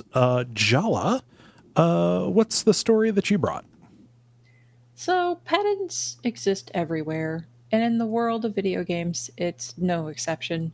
So 58% of all gamers want historical accuracy in games, with another 21% saying it depends on the type of game. Some were okay with alternate histories, for example. Overall, this was like a survey that was done. Overall, the respondents prioritized the fun and entertainment over the accuracy, but some folks felt any changes to historical records should be disclosed to players in some way, which seems real weird to me. Like, how do you want an asterisk next to all of that so you could go check your menu and see how it's different from the actual? Like, that's so weird. The but anyway, aliens. It's the aliens, Karen. I don't even know. Well, anyway, so the article kind of talks a little bit about different ways in which games have been making attempts to be historically accurate. For example, the development of L.A. Noire, over 180,000 sources, including newspaper articles, photographs, and police records, were examined to ensure that the city was remodeled and recreated accurately. And of course, Assassin's Creed is very well known for having historians and academics as consultants and recreating very detailed versions of historical cities for its games. Although stuff like the tower that's on Notre Dame, for example, that wasn't even added at the time that they did the game, but they put that in there anyway because it's iconic and whatever. But like for the most part, it's pretty accurate. And of course, like what is it, the subway maps and stuff that were such a big deal in Fallout or something? I can't remember. Or some other game. Anyway, like there's some kind of subway maps for actual city plans that were used in some post-apocalyptic game or something like that. Anyway, the article mentioned that the different ways that this research can be used, for example, in marketing, if companies wanted to, like branded podcasts or social media or tie-in books and website content. So like tie-in books I'd be down for. Like here's the actual history of the thing that went on or whatever, or, you know, here's our alternate history of whatever. And then that's where you can put your little footnotes about, you know, I don't want a little dialogue box popping up in the middle of my game telling me, hey, by the way, this is totally a fake thing. Like it's a video game. Yes. Thank you. Anyway, I also found out about History Respawned podcast. I've not listened to it yet, but I want to check it out. It explores the history presented in popular video games. That seems like interesting subject matter to me. Yeah. So I wanted to bring this story for that reason. Not so much to say, hey, guess what? Pedants. But more like, hey, there's this podcast about this thing and I want to go check it out. And like, I don't know. How do you guys feel about history in video games? Like, I like it. I like it, you know, but what do you think, Dennis? I was going to say, I'm going to be pedantic about this from a stats perspective. Like 58% of players felt, you know, whatever is well within a standard deviation on the bell curve anyway. And like the other headline is, you know, 42% of players want people to maximize the changes to the historical record. Like that feels more interesting to me. And then also the context of like, well, but you know, they said it should happen, but they said it should happen not at the expense of the fun of the game. It just, I don't know. Oh, I know. I think an important distinction to draw in terms of, you know, historical accuracy is that accuracy and treating your source material with respect are not necessarily one and the same. True. You can have something that is not historically accurate, yet still treats its source material with respect or kind of gives it its due. And you can have things that are accurate but still flippant or not sensitive in the way they portray those accuracies. So I think really what I'm after when I say I want historical accuracy in a game is I want the game to treat whatever source material it's drawing from with respect. And, I think you can do that while still embellishing or departing. I like the idea of using a game with historical ties as a jumping off point to learn more about that piece in history. But I certainly don't expect the game to do all of that for me. Can't be a primary source. Yeah. Yeah. I agree with what you're saying, Dennis. And the game I keep thinking about when you're talking about this Assassin's Creed, where they definitely embellish on a lot of different things in history. Like they make Pythagoras a magician, but they like a lot of accuracy like shines through in the game. Like, like just the settings of like a quarry or like sailing in the Aegean Sea and stuff like that. Like all that stuff really kind of harkens to like that sort of place. And it seems like it's respectful of that. Yeah. Assassin's Creed Odyssey. Is that correct? Yeah. Yeah. Well, definitely, though, Pythagoras was wackadoodle. If you actually look up stuff about this guy, yeah. Anyway, sorry, continue.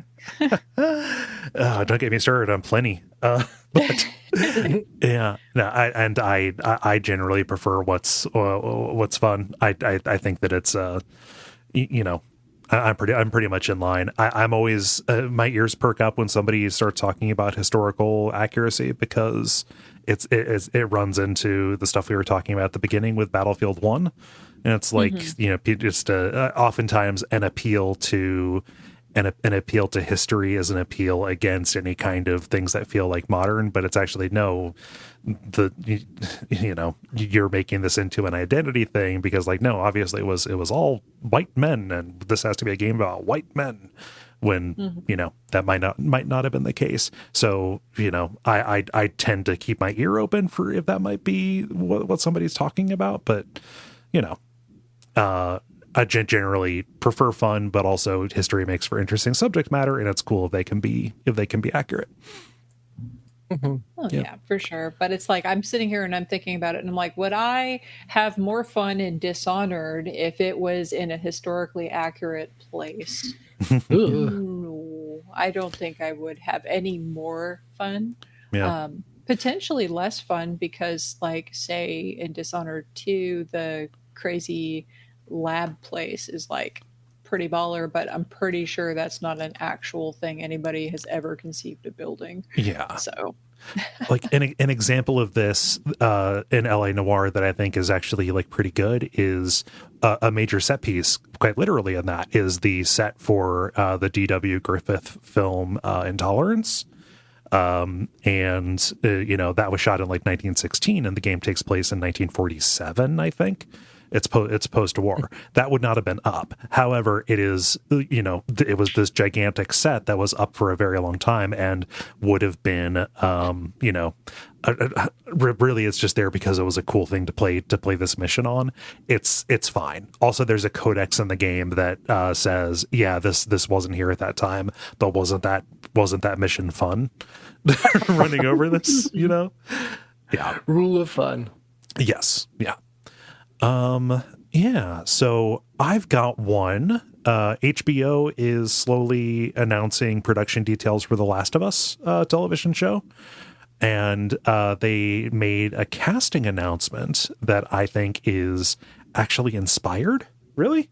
So the character of Bill, who you in the game, like he's a person who has this town full of traps.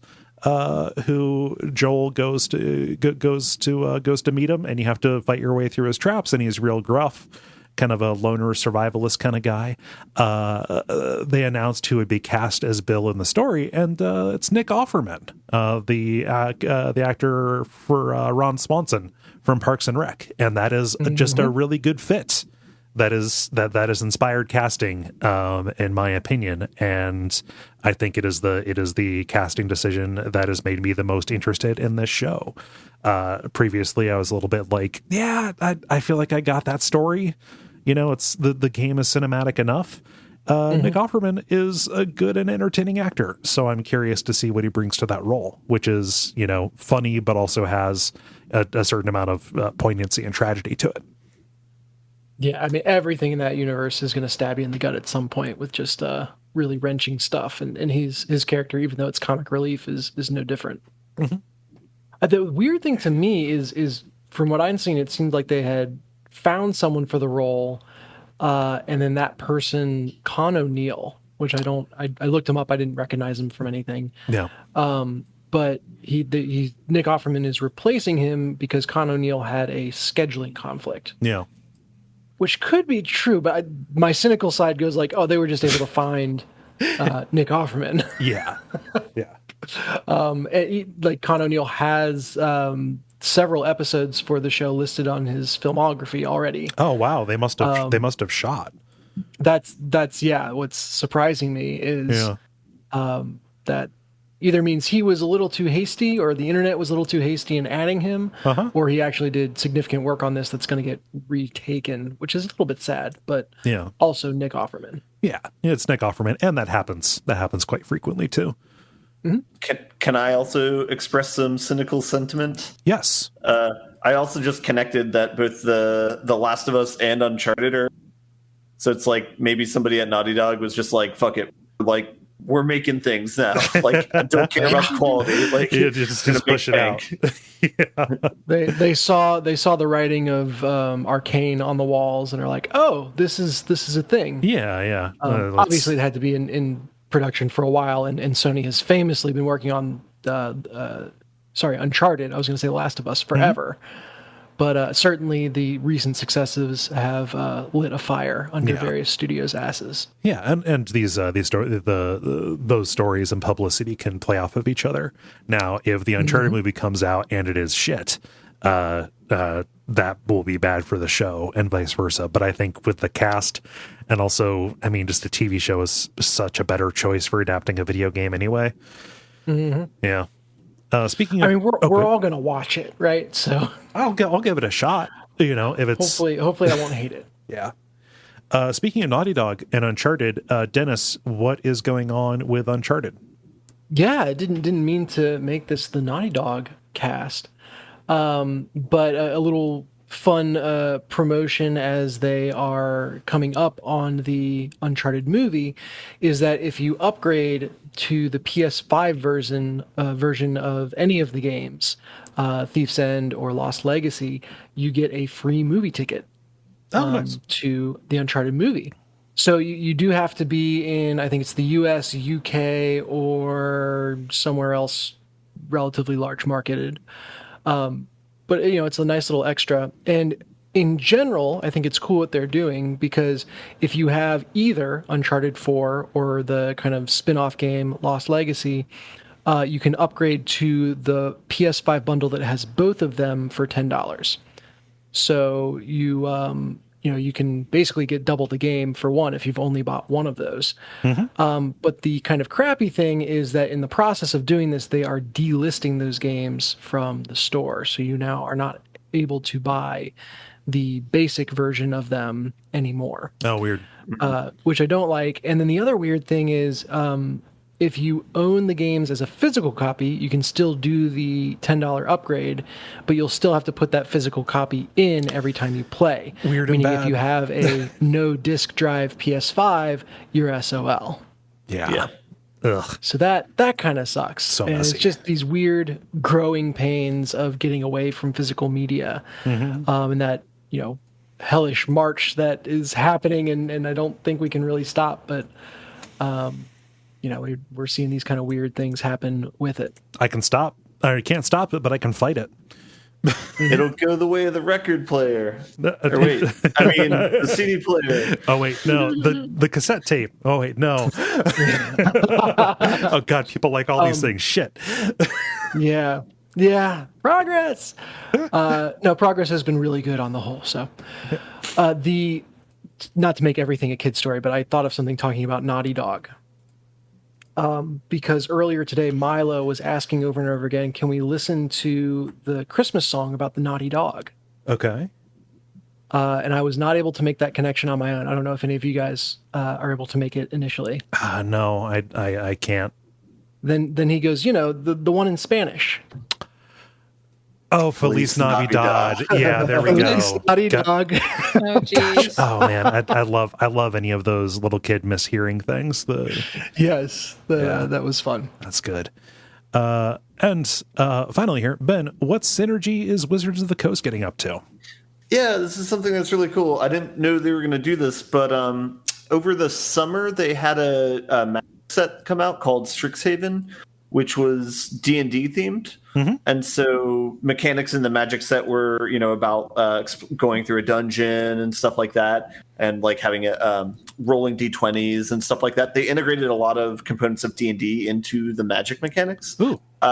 And they've kind of turned a compliment and gone the other way around with it, where they made a magic D&D book of this setting, that they had in the magic set. So it's like a D&D a game book where it's like a campaign that is supposed to last like maybe like 4 sittings. You intend it to last 4 years, but then it goes 7. And that's just one round. Yeah. They said 4 like sittings or whatever. But they also what? They said it was supposed to be like 4 sittings, but it also says that your characters go from level 1 to 10. Oh, so yeah. I could imagine it might stretch out longer and could go for like a months or half a year, depending upon how frequently you meet. It's probably intentional on their part to build a ceiling into that if you want to. And they mentioned that as well. There's like a way to so you could just do a one-off if you wanted to, but you just change some of the story beats. Yeah. But it sounds like a really cool campaign. It's basically like Harry Potter, but magic themed, like Magic the Gathering themed. Mm-hmm. Good clarification. So, they have like five houses instead of 4 houses to match with the elements. Yeah, I think it's something that's like slightly more complicated, where it's like it's not just this house is green, this is red, or whatever. Each house is like 2 colors. So there's like a green-black house that deals with like death and necromancy. That's like Slytherin essentially. Mm-hmm. And yeah, can we so technically have 25 houses then? So I think they pick 5. So they just pick. Right. They don't do every combination. Yeah, they do that in other like settings, and I think it's whatever. Well, but there's like 5 choose 2 and 5 choose 3 that they do in a couple different places, and so but they don't do that here. Anyway, whatever. Mm-hmm. So anyway, it seems like a really cool campaign. People are into like short one-off that you could do, especially if you also like Magic. So I'm real surprised that they hadn't done this before.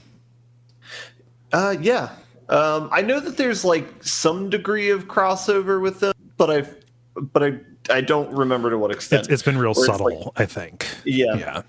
The set that they did for Magic was a lot of fun with the D&D.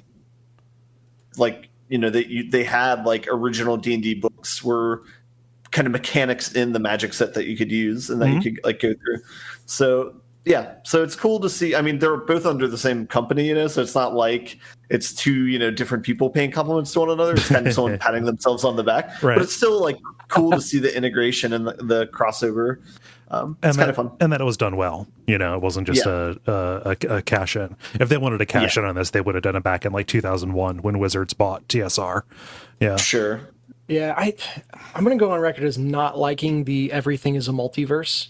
Trend that we're seeing in everything. Like every company that, or holding company that has more than one property is trying to figure out how to make them kiss, and I don't like it. Sorry, that was funny. I might try and defend Magic here, but like every like universe, and they have like a whole like narrative behind it where there's people who can like go between them and stuff. But that's their excuse for doing what you're talking about, which is being like, we want to do this theme this time, so we're going to do that. I can I can see it in the world of Magic. It's like when Battlefield starts doing it. It's like, fuck off. Come on. Yeah. And like D&D has Planescape as well to step in on the D&D side. They've been, like what is it? Ravenloft is a spinoff of the Dragonlance stuff. Or the other way around. No, I think Dragonlance came first. So there's precedent for that there. It is not, I mean, I'm not going to say it's not entirely, that it is not at least somewhat crassly commercial. It is not entirely crassly commercial. Yeah. Nice. Well, I think that wraps it up. How do you feel about buttoning it up? I feel buttons. The credit.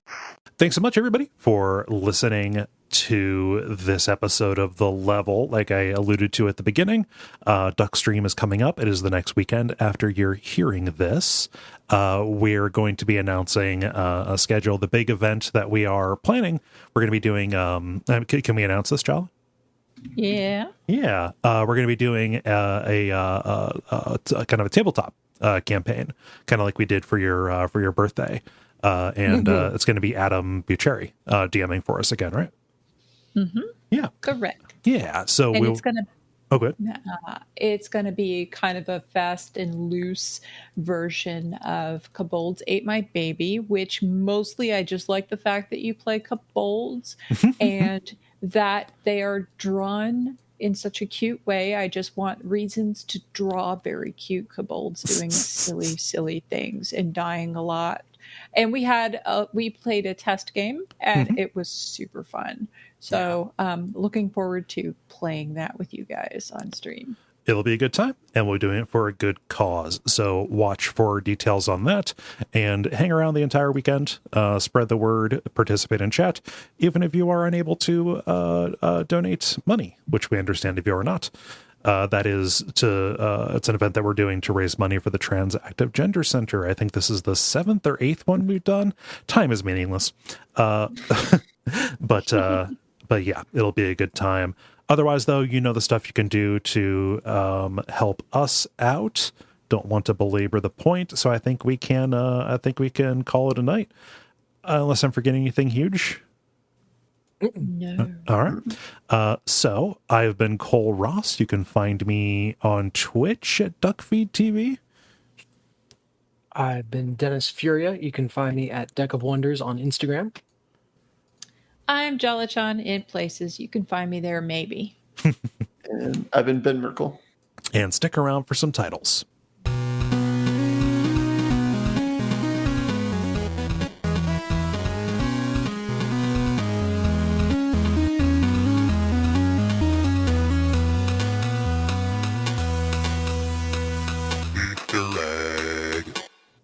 I'm terrible. I don't have any titles. Sorry. No worries. There's usually at least one. I have two. I have a month of Cheddar Bay biscuits, which I like for how Baroque it is. But I also have those right there, riding the crawfish, which is good. I would lean toward a month of Cheddar Bay biscuits, but riding the crawfish also works. It does have a nice cadence to it, the first one. Yeah. Dennis, how about you? Yeah, I had Riding the Crawfish as well. I also had Menorah of Mass Destruction. Appropriate to the season. It is.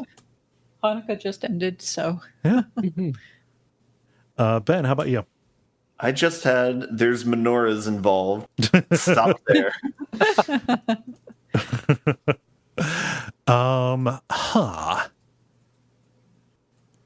Does anybody? I'll vote for a month of Cheddar Bay biscuits. Okay. Is everybody okay with that? I can't argue with that. Okay.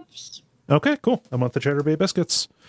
All right, I'm going to go. I've been awake for a very long time today because I didn't really sleep last night. So, and I got a cat rubbing up against my ankle. So I'm going to go play with her for a minute. Greta did not make an appearance in this episode. Dottie was chill. Wow. Yeah, she hopped up on the desk for a little bit, but she didn't interfere with anything. So Maybe they tired themselves out fighting about the strawberries. The battle of the strawberry has been epic. Oh, it's adorable. And they crush it flat, and then they look at me to put it back, and it's like, hey, you guys made your bed. Very cool. Cool. Take care, everybody. Yep. I'll see you around. Bye. Night, night.